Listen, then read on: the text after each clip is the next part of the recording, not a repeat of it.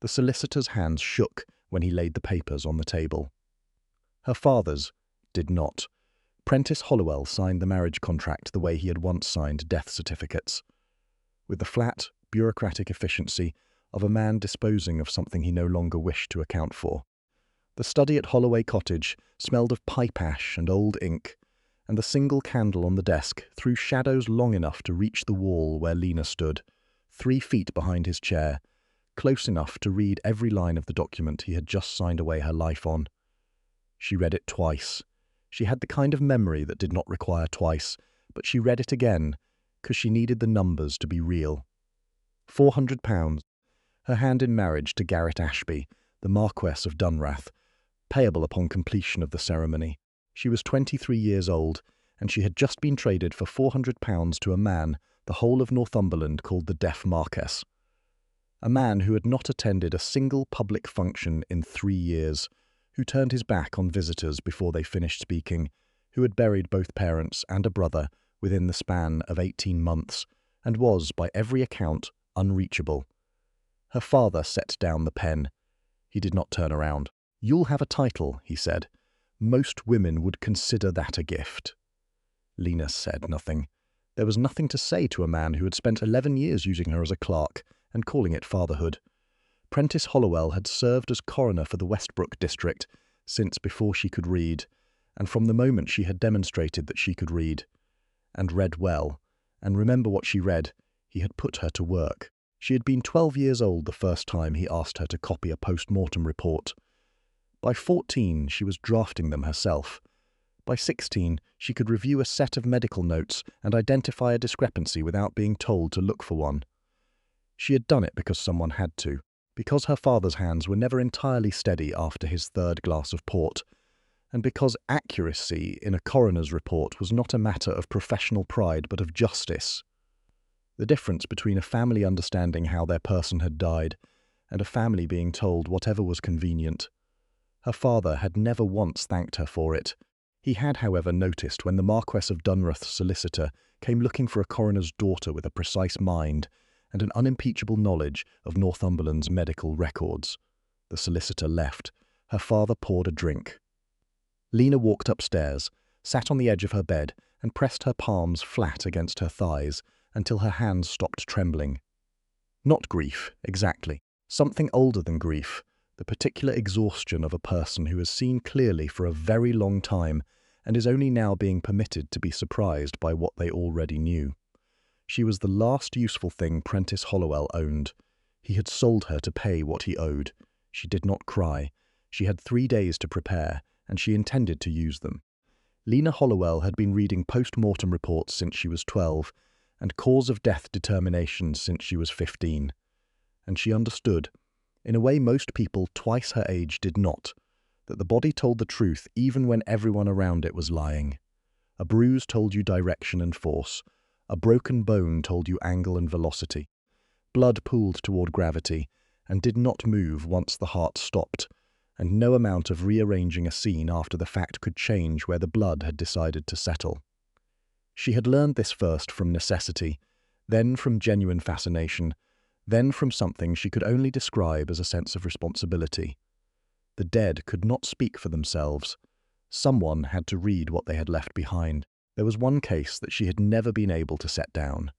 2 years ago, a report had come through her father's office that she had been asked to transcribe, and then, immediately after, to forget. The death of Oliver Ashby, younger brother of the Marquess of Dunrath, ruled accidental drowning in the mill pond at the edge of the Dunrath estate. She had copied the notes in her father's handwriting because his were illegible by the 3rd page, and she had noticed, as she copied, the things that did not fit. The fluid in the lungs was insufficient for a full drowning. The patterning of the bruising at the base of the skull was inconsistent with a fall on the mill pond steps. It was consistent with a deliberate strike. The temperature records from the estate physician placed Oliver Ashby's time of death 2 hours earlier than the position of his body in the water could account for, given the current. Her father had ruled it accidental. He had sealed the report before she could ask questions, and he had told her, with a steadiness she now understood was terror rather than authority, that she had not read what she thought she had read. She had not argued. She had filed the copy and said nothing. But she had not forgotten, because she was not built for forgetting. She understood now why the Marquess's solicitor had come to Holloway Cottage. She understood now what she was being purchased for. Not companionship, not the comfort of a wife, not even the appearance of domestic normalcy. She was being purchased because she was the only living person outside her father's office who had read the sealed truth of what had happened to Oliver Ashby, and who was desperate enough to marry a stranger rather than remain in a house where she was invisible. The morning she left, her father was in his study with the door closed. A bill collector had come at 8:30, and Lena had handled him at the door with the calm efficiency of long practice. A date of next payment, a courteous dismissal, the latch pulled shut behind him. Then she had picked up her case, which was not large, and walked outside.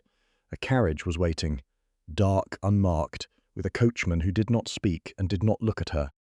She climbed in, and the door closed, and Holloway Cottage disappeared behind the hedgerow before she had finished sitting down. She had lived there for 23 years, and it released her without ceremony, the way it released everything else that had served its purpose. The drive to Dunrath took 6 hours. The estate emerged at dusk from a stand of Scots pines, so dense they had blocked the late light entirely, and then the trees ended and the house was simply there. Grey stone, 5 bays wide, 3 stories tall, with a long formal garden gone slightly wild at the edges, as though no one had argued with the hedges in some time. A river ran along the northern boundary. The mill pond was not visible from the carriage approach, but Lena knew it was there, to the west, past the walled kitchen garden. She had read the case file.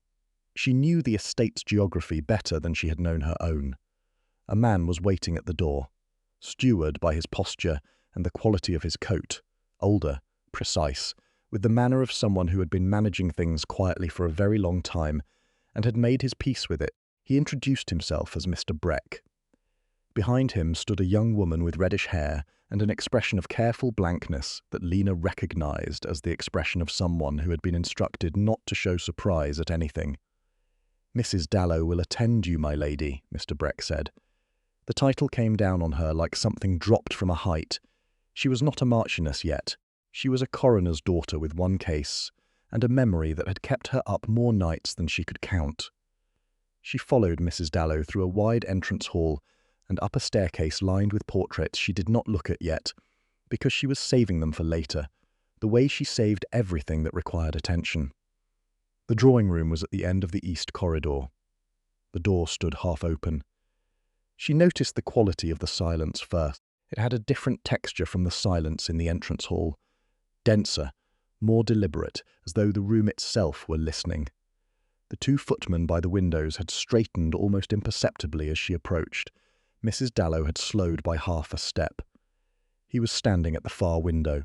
Garrett Ashby, the Marquess of Dunrath, was tall and lean in a dark coat that had been well made, and was now well worn, the kind of clothes a man puts on when he has stopped thinking about being seen. His back was partly to her. When she entered, he did not turn immediately. He turned a full second after the door opened, which was 1 second slower than a man who had heard the door would have turned, and his face when he oriented toward her was composed and watchful, and gave nothing away. "Miss Hollowell." His voice was low and unhurried. He did not close the distance between them. She curtsied to a man who had not looked at her face when he said her name. "My lord. The ceremony is at 10 tomorrow morning. The vicar prefers morning." He turned back to the window. "Mrs. Dallow will show you to your rooms." She was being dismissed before the conversation had properly begun. She noted this, filed it alongside everything else she had filed about him in the past 6 hours, and followed Mrs. Dallow without comment. Her room was at the front of the house, large, clean, with a fire already lit and a writing table positioned under the window at an angle that caught the last of the daylight with almost architectural intention. A shelf of books along one wall, a vase of late-season heather on the mantel, pale purple and practical. "Is there anything you need, my lady?" Mrs. Dallow asked from the doorway. Lena looked at the writing table, at the heather, at the books arranged not by size but by subject, which meant someone had thought about it. "Has he always been this way?" she asked. "Since the accident, or before?" Mrs. Dallow's eyes moved to the door and back. "We don't discuss the family's private matters, my lady." The door closed quietly. Lena stood alone in the room for a long moment. She did not know exactly what she was yet in this house. Not wife, not guest, not whatever word existed for a woman who had been arranged into a place like furniture expecting to be useful. She sat at the writing table, pressed her fingertips to the wood, and let the day's worth of information sort itself into order. A deaf Marquess who turned his head one full second after a door opened. A sealed report that should not have been sealed. A brother who had not drowned the way the report said he drowned. And a woman with a cabinet-maker's debts for a father, standing at the edge of an estate where something had gone wrong 2 years ago, and no one had been permitted to say so. She did not sleep easily. The wedding was at 10, as promised. The chapel at Dunrath was small and stone-floored, with narrow windows that turned the autumn light, thin and silver. Present, Mr. Breck, Mrs. Dallow, the vicar, a solicitor from London named Mr. Fenn, whose leather case was thick with documents, and a woman Lena had not been introduced to, who sat in the second pew with her hands folded and her eyes doing the actual work of the morning. Garrett's cousin, it turned out. Miss Sorcha Dunmore, introduced briefly, with the economy of a man who found introductions unnecessary. Sorcha Dunmore looked at Lena the way a county surveyor looks at disputed land, assessing angles, measuring gaps, deciding what was actually there before committing to an interpretation. The vicar read the words. Garrett said his vows facing slightly left of Lena's face, which she noted without knowing yet what to make of it. When the moment came for the ring, his hand found hers with a sureness that surprised her. No hesitation, no search, just his fingers closing around hers, and the ring set in place in one clean motion, and then his hand at his side again, as though the whole thing had been rehearsed. She tucked the observation away and said nothing. After the ceremony, Garrett walked her to the foot of the main stairs. "You'll have the east rooms. I keep to the west." His voice was flat and informational. "Dinner is at 7. Mr. Breck manages the household. Any requirements, direct them to him." He turned away.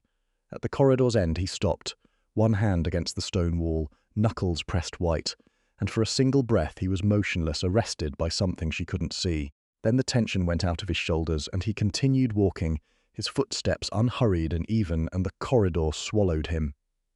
Lena stood at the foot of the stairs and breathed. That evening at dinner, the table between them was long enough for 10, and they sat at either end of it like two separate evenings. Garrett ate without difficulty in the low candlelight, never reaching for the wrong glass, never miscalculating the distance to his fork. He did not speak except once, to ask if the fire in the east wing was adequate, and when she answered yes, he nodded and returned to his plate as though the question had been administrative. She watched him the way she watched everything that deserved watching, without appearing to. After dinner she went walking, because sitting alone in her room with nothing but the heather and the sound of the river was worse than the house's silence. She ended up in the library almost by accident, or at least by the logic of a woman, who has always found her way to books in unfamiliar places. The room was dark except for the fire, and Garrett was there before her, standing with his back to the door, holding a small portrait in both hands. He did not hear her come in. She stood in the doorway long enough to see his shoulders, the set of them, not the composed, managed stillness of the dinner table, but something rawer and more private. The posture of a man who believes he is completely alone. His head was bent. The portrait frame caught the firelight. She could see, even from the doorway, that the hands holding it were not steady. She recognized the face in the frame from the staircase portraits she had been saving, dark-haired, younger, with an open expression that suggested he had not yet learned to guard himself. Oliver Ashby, the same face whose post-mortem notes she had copied, corrected, and never been permitted to question. The floorboard shifted under her heel. Garrett turned. The composure was back before he had fully completed the movement, the way a shutter closes before you register the window had been open. He set the portrait face down on the mantel, and his hand rested on it for one moment before he stepped back. "Forgive me," he said. "I thought I was alone. I came for a book." She meant to stop there. "I can go." "No." A pause. Something shifted in the texture of his voice. "Stay. I have correspondence I haven't managed to answer." She stayed. He produced a stack of letters from the desk: estate business, a dispute between two tenant farmers over drainage rights at the North Field, a bill from a surveyor she was fairly certain was overcharging by a third. She settled into the chair across from the fire and began reading them aloud in the clear, unhurried voice she had learned in her father's study, the voice that meant she was working and should not be interrupted. She stopped partway through the surveyor's bill. "This measurement is wrong," she said. "He has the drainage culvert at 60 yards from the north boundary. The original land grant I read in my father's files when the Renwick estate dispute came through last spring puts it at 52. The difference matters for water rights." Garrett had gone very still. "You've read land grant surveys. My father received correspondence from every estate and magistrate within 40 miles. I read all of it. I had to. He needed someone to talk it, and I was the most available option." She paused. "I've also read medical records, post-mortem reports, cause of death determinations." The words settled into the room like stones into water. He did not answer immediately. When he did, his voice was careful and level, each word placed with deliberate attention. "There is a file in the second drawer on the left. Would you read that as well?" She read it. Then the one below it. By the time the hall clock struck 10, she had worked through 4 documents and revised 2 figures. And the quality of the silence between them had changed from the silence of strangers to the silence of people who are paying attention to the same thing. Mr. Breck appeared at the library door with a letter on a small silver tray. His expression was the expression of a man delivering news he would rather not be delivering. Garrett held the letter without opening it. Something moved through the muscles of his jaw. "Miss Lavinia Pell," he said, "has arrived at the Barton Inn in Dunrath Village. She writes that she holds a prior contract of promise. She intends to contest the marriage." The library's quiet became something different. Garrett set the letter on the mantel beside the face-down portrait and said nothing more, and after a moment Lena understood the reading was finished. She excused herself and went to her room. She sat at the writing table with her hands flat on the wood and tried to lay out what she knew the way she would lay out evidence, factually, without the interference of what she wanted to be true. A brother who had not died the way the record said.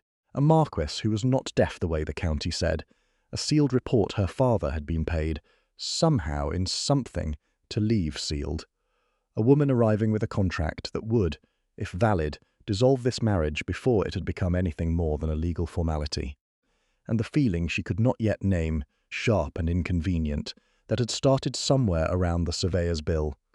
Not warmth exactly, but something adjacent to it. The recognition of a person who saw things the same way she saw them, which was not a feeling she had encountered often enough to be casual about it. She pressed her palms to the desk. She could hear Garrett's voice in the corridor, low and directed at Mr. Breck. "Is the estate physician's original log still in the locked case in the study?" "Yes, my lord. Bring it to the drawing room and ask my wife to attend me." She heard herself referred to as his wife, and sat with the word for a moment before standing up. The drawing-room fire had burned to coals. Garrett was seated, not in the precise, managed posture he had worn at dinner, but leaning slightly forward, forearms on knees, with the focused stillness of a man who has been waiting for the right moment for a long time and has calculated that the moment is now. The locked case sat on the table between them. "Will you open it?" His voice was quieter than she had heard it. "I should like you to read what is inside." She took the key he offered, opened the case, and withdrew a cloth-bound log, the estate physician's records. Dr. Tyne's handwriting, which she recognized from the post-mortem report she had transcribed 2 years ago, narrow and slanting, with the particular compression of a man who was careful with his words because he had learned to be. The log entry for the date of Oliver's death ran for 3 pages. She read it once through without speaking. Then she started again from the beginning, because she needed to be certain of what she was reading, and because in matters of this kind uncertainty was not something she permitted herself. The log confirmed what she had already suspected from the original post-mortem notes. Oliver Ashby had not drowned in the mill pond. He had been struck at the base of the skull, had died of the injury no more than 2 hours after the blow, and had been placed in the water afterwards. Tyne had documented every finding, had noted his professional conclusion clearly, and had then written, in a different ink and with a slightly different pressure, suggesting it had been added later, possibly under duress, a second conclusion that contradicted the first and matched the official ruling. The physician had been made to write the lie, and he had hidden the truth in the same log, dated and witnessed, presumably hoping that someone would eventually read both entries and understand what the second one cost him to write. Lena lowered the log. Garrett was watching her. Not the careful, managed watchfulness of the dinner table, but something unguarded, the look of a man who has brought someone else to the edge of a thing he has been standing at alone for 2 years, and is waiting to see if they step back. She did not step back. The physician documented both the truth and the falsification, she said. Her voice was steady. She had long ago trained it to be steady. He was pressured to alter his conclusion. He hid the original findings in the same document, in different ink. Garrett nodded. Fractional controlled. Dr. Tyne resigned his position 18 months ago. He is in Edinburgh now. He wrote to me in January to say that if it were ever relevant, he would testify. The sealed report from my father's office, she said, corresponds to this. Yes. She set the log on the table. She looked at Garrett Ashby, the dark eyes that had been aimed carefully left of her face during the wedding vows, the hand that had found hers with impossible sureness to place the ring, the knuckles that had gone white against the corridor wall. "You're not deaf," she said. He held her gaze without flinching. "No." The room reshaped itself around her, every surface slightly wrong, slightly shifted, the way a room looks when you have been told a fundamental thing about it that changes its proportions. She thought of dinner, his eyes on the far wall, not unfocused but deliberately aimed away, giving her the privacy of a face he appeared not to be watching. She thought of the library, a full second's delay before he turned, calculated, precise. She thought of the ring, placed with the certainty of a man who could hear exactly where she was standing. He had heard everything, since she had arrived. Every word she had said when she believed herself unobserved. The first thing she felt was cold, the specific cold of realizing that the ground you thought you were standing on had different properties than you had assumed. The second thing, rising slower, was something she could not immediately classify. Not quite anger, not quite exposure, something more like the feeling of having left a window open and finding out, too late, that someone had been standing in the garden. She had let her face do what it wanted at that dinner table, because she had believed the man at the other end of it could not hear her expression. A person's face made sounds, she thought abstractly, the breath between words, the small adjustments of muscle that preceded speech. She had given all of it away for free. The third feeling arrived slowly and would not be argued with. The question, why her? She set it down like a document she was not yet ready to open. "Tell me about your brother." Garrett was quiet for long enough that she thought he might not answer. Then he stood and moved to the window and stood looking at the dark garden, and when he spoke, his voice had lost the controlled flatness she had heard all evening and become something else entirely, plainer and therefore worse to hear. Oliver was 3 years younger than me. He was the kind of person who made everything around him feel manageable, which is a rarer quality than people understand until they no longer have it near them. He stopped. He was 20 years old, and he was the better part of this family, and he came to me in September 2 years ago with a set of financial records he had found in the estate's secondary account books.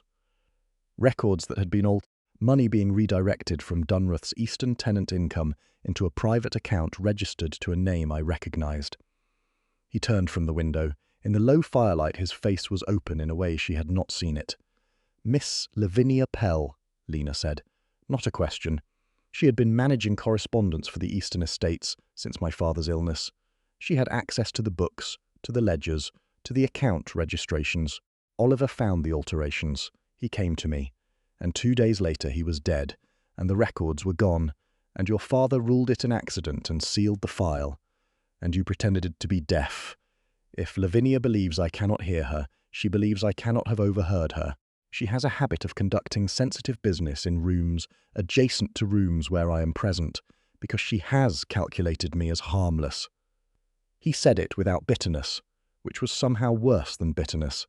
She has spent 2 years attempting to bring this estate under her legal control by other means, since the financial scheme was interrupted. The prior contract of promise she is carrying is forged. How do you know? Because I have never made her one.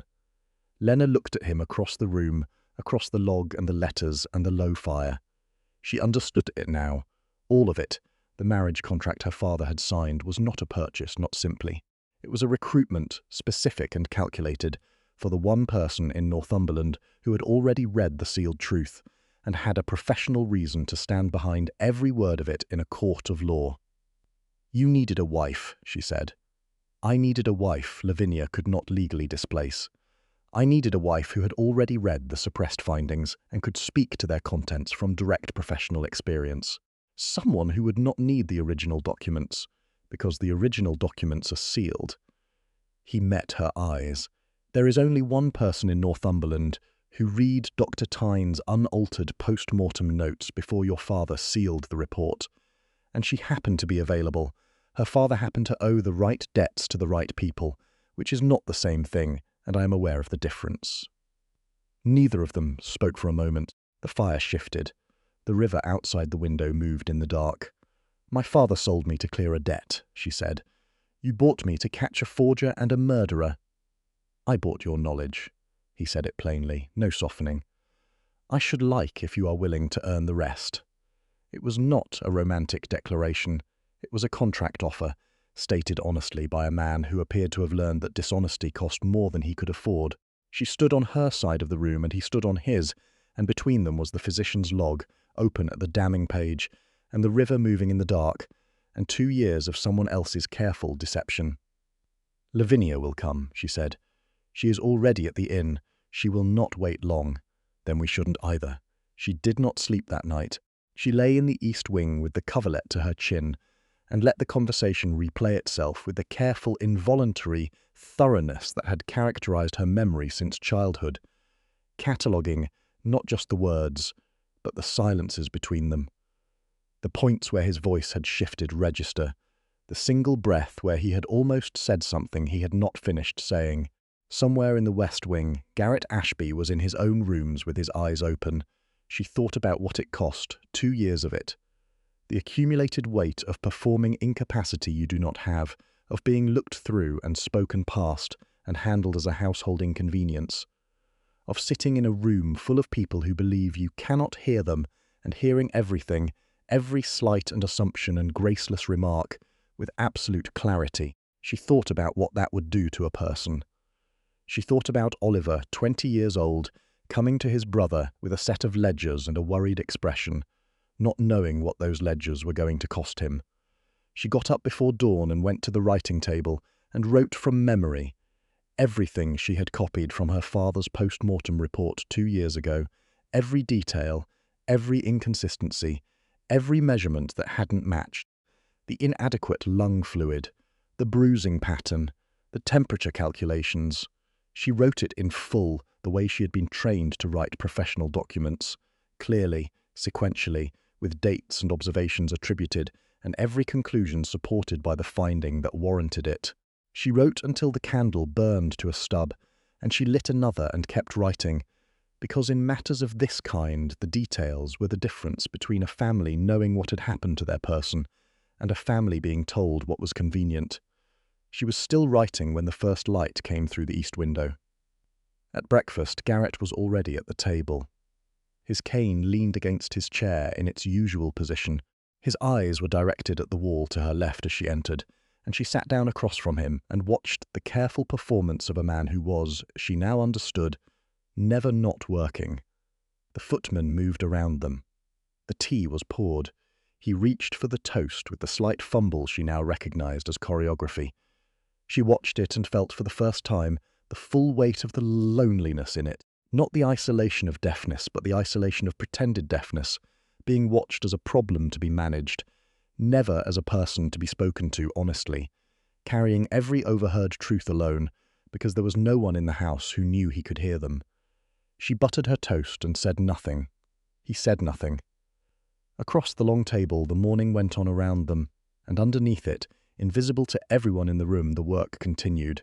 The weeks that followed remade the house by degrees. By day, the performance held. Garrett kept to his routines, the cane and the tilted attention, and the considered blank expression of a man processing sound imperfectly. Lena read his correspondence aloud in the drawing room each afternoon, and anyone at the door would have heard nothing more remarkable than a wife managing letters for a husband who could not manage them alone. But in the evenings, after Mr. Breck had seen the household to bed, and the last footman had closed up the entrance hall, the drawing room became something else.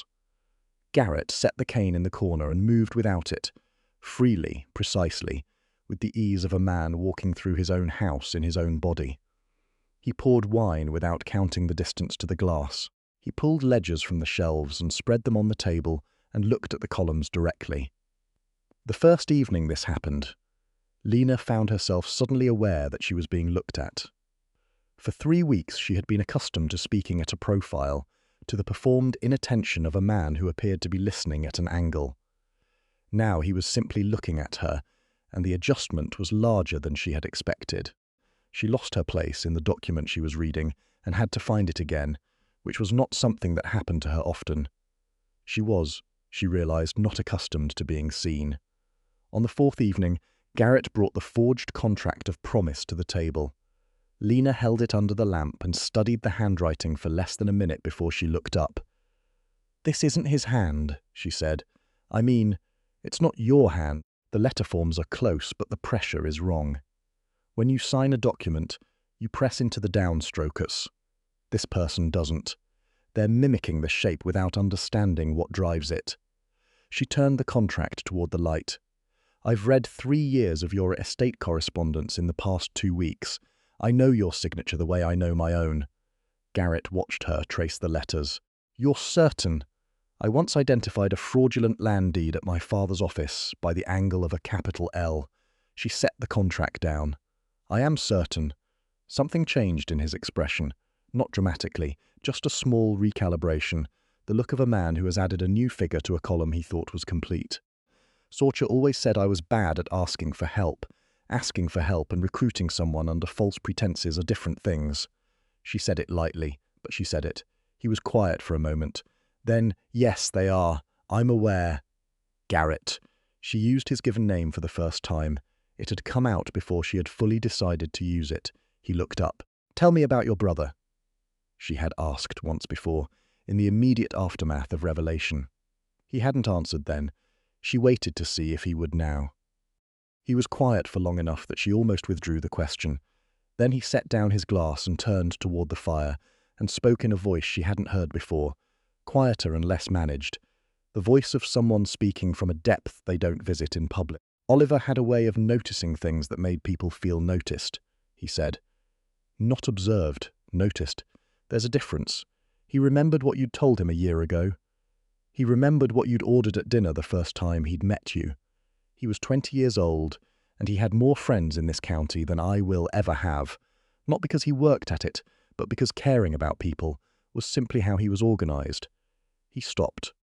His hands on the armrests of his chair were still but not relaxed. "He found the altered ledgers in September. He was worried. He came to me, instead of going directly to the magistrate, because he was loyal before he was cautious, and that was always the thing about him that I admired and could not duplicate." He paused. "I told him to leave it with me. I was going to handle it. I thought I had time." His voice did not crack. It simply became quieter, which was worse. 2 days later, he went to the mill pond to sketch.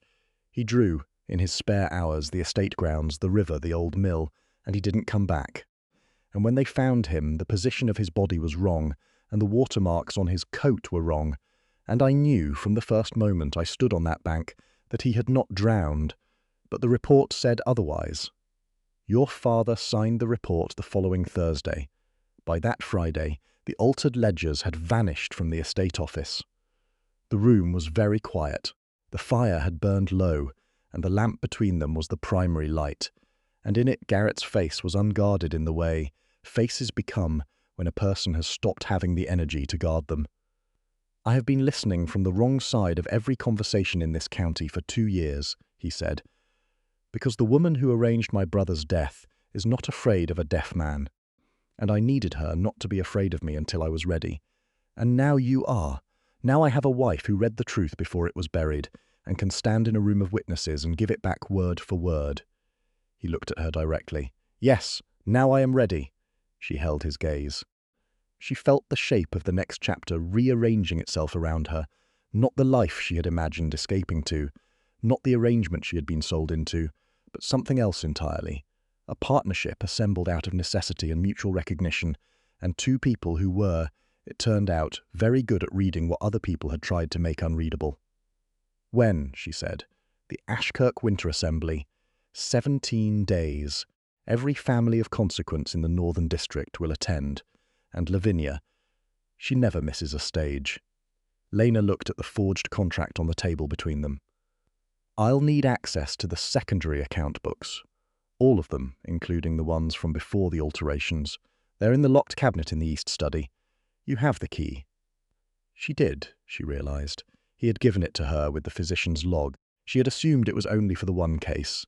She looked at him.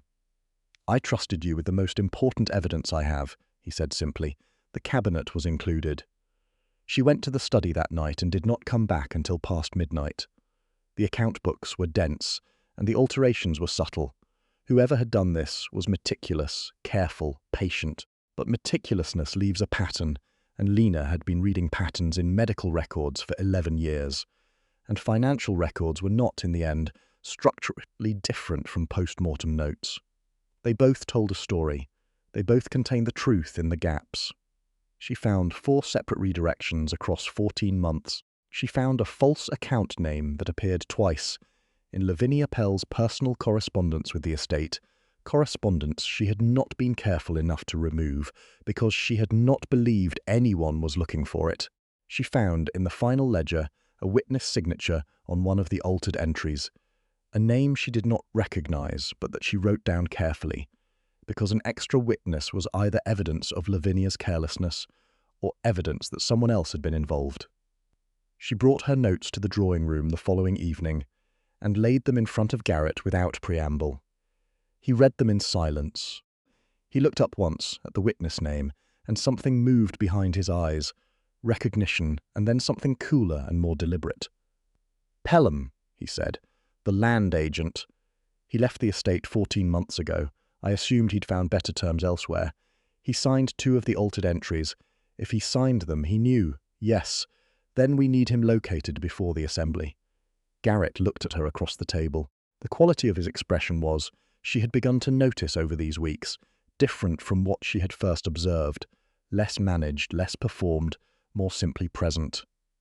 He was looking at her the way she had come to recognize as his actual attention, direct and unguarded, which was different from, and considerably more disconcerting, than the careful semi-inattention he wore for the rest of the world. "Mr. Fenn is in London," he said. "I'll write to him tonight. I'll draft the letter if you like. I know what we need him to find," he said. "Lena." She looked up.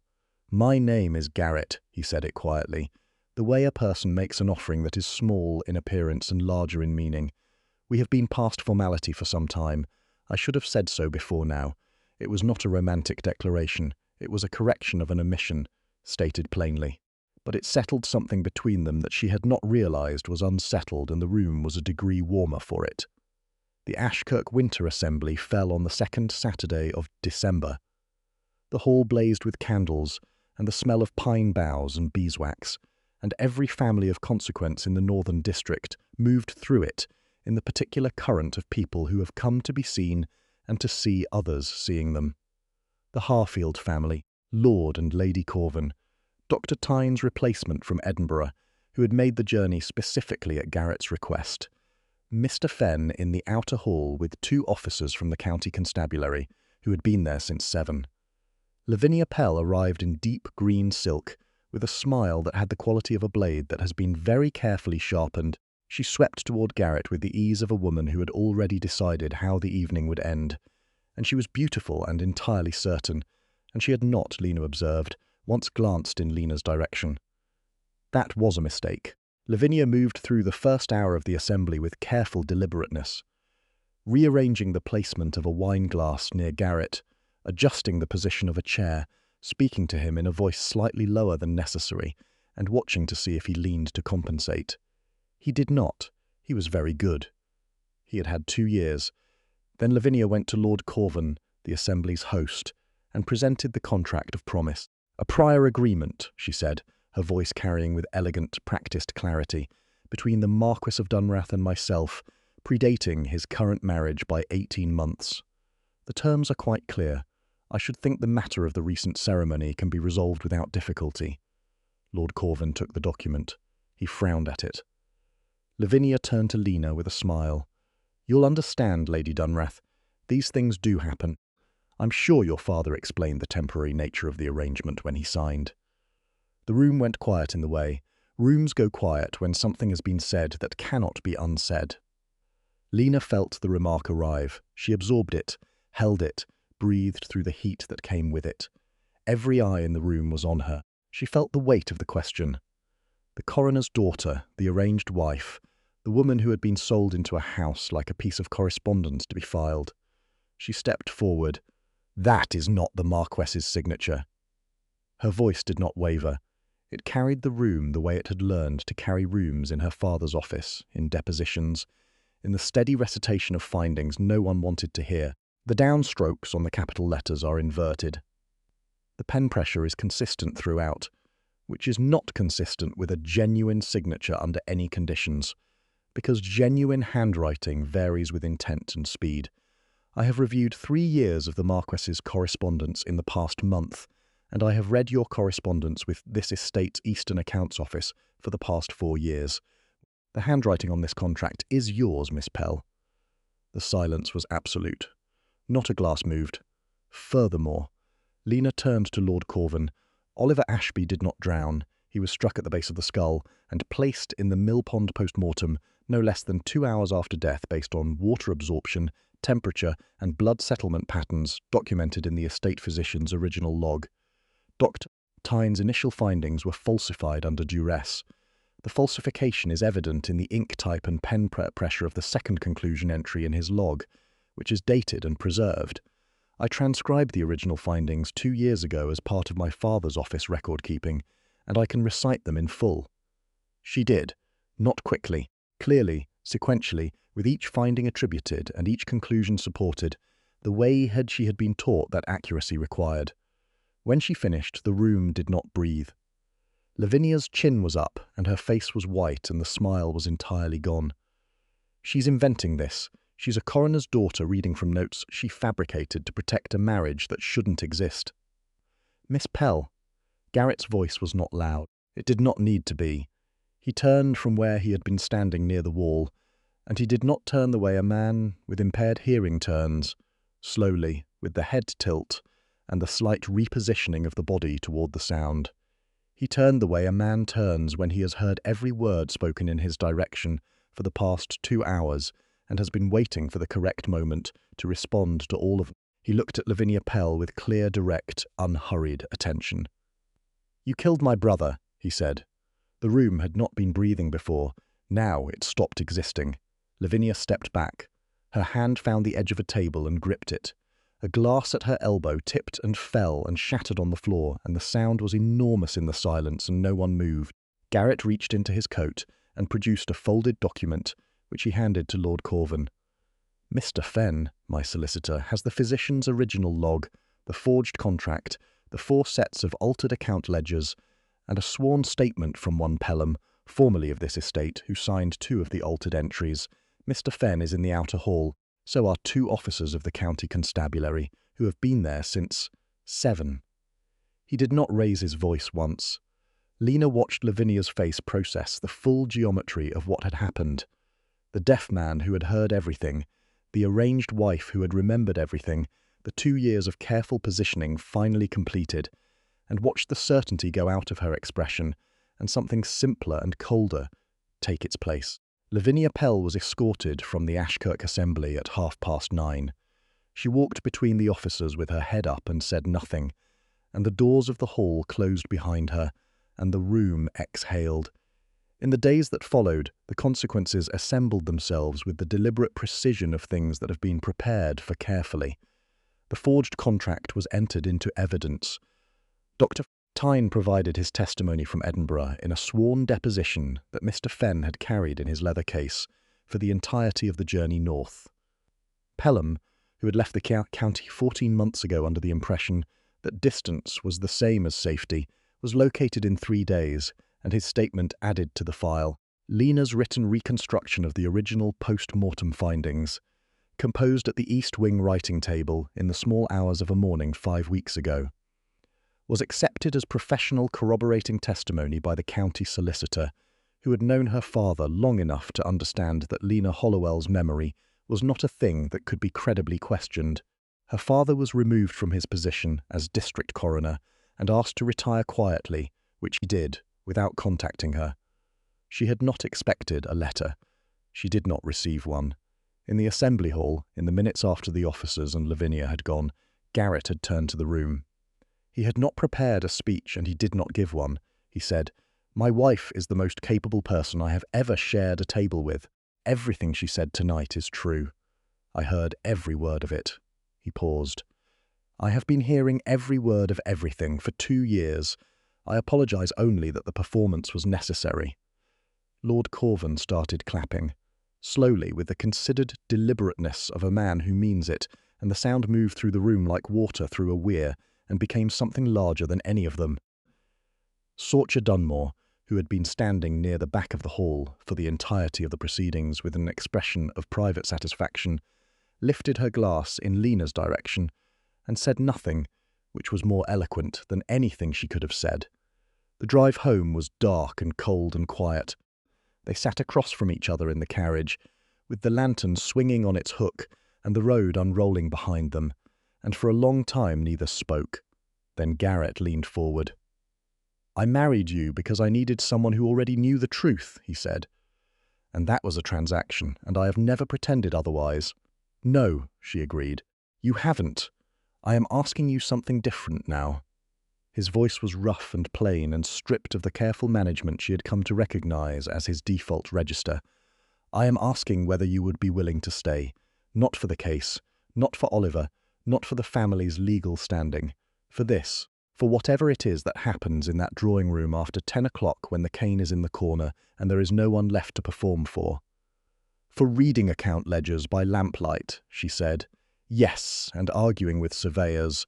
You're better at that than I am." "I know," she looked at him across the swinging light. "Garrett, I stayed the night you told me the truth. I have been staying since then." He exhaled very quietly. Then he reached across the carriage and took her hand.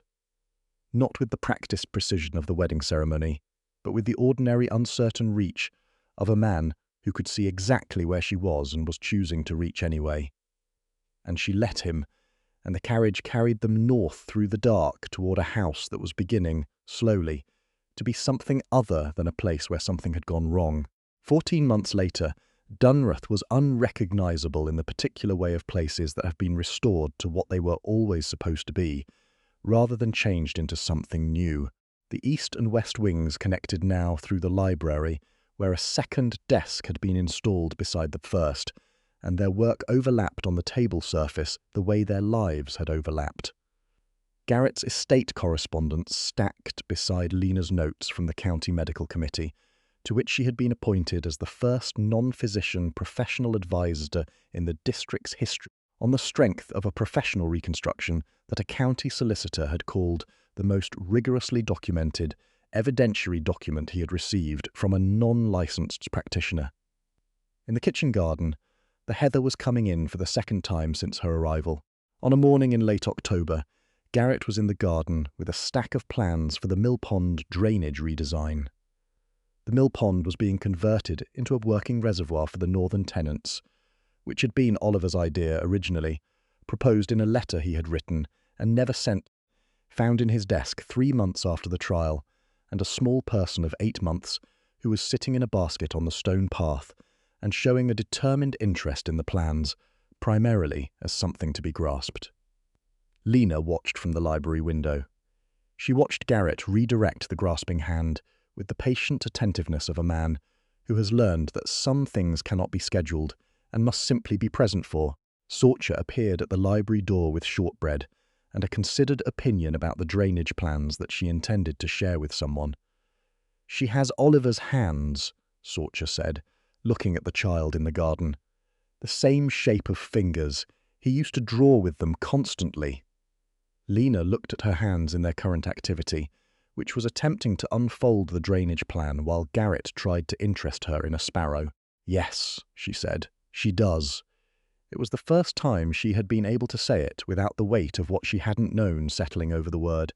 That afternoon, a letter arrived from Mr. Fenn. The trial date for Lavinia Pell had been confirmed for the spring assizes. The Crown would require the Marchioness of Dunrath's testimony, which she had expected. Mr. Fenn had also enclosed a secondary note, marked for her eyes only, in handwriting she did not recognise. She read it twice. During the investigation's final document review, a second name had appeared on the correspondence authorising the estate account alterations. Not Lavinia's name, not Pelham's, a name Mr. Fenn did not recognise, attached to a London banking house that had been dissolved 8 months ago, with forwarding records that led to an address in Edinburgh. Edinburgh, where Dr. Tyne had retired. Lena set the letter down on the desk and looked through the library window at the garden, at Garrett and the child and the plans and the sparrow. He looked up as he always did now, directly and without pretense, and found her eyes through the glass. She picked up her pen. There was more to read.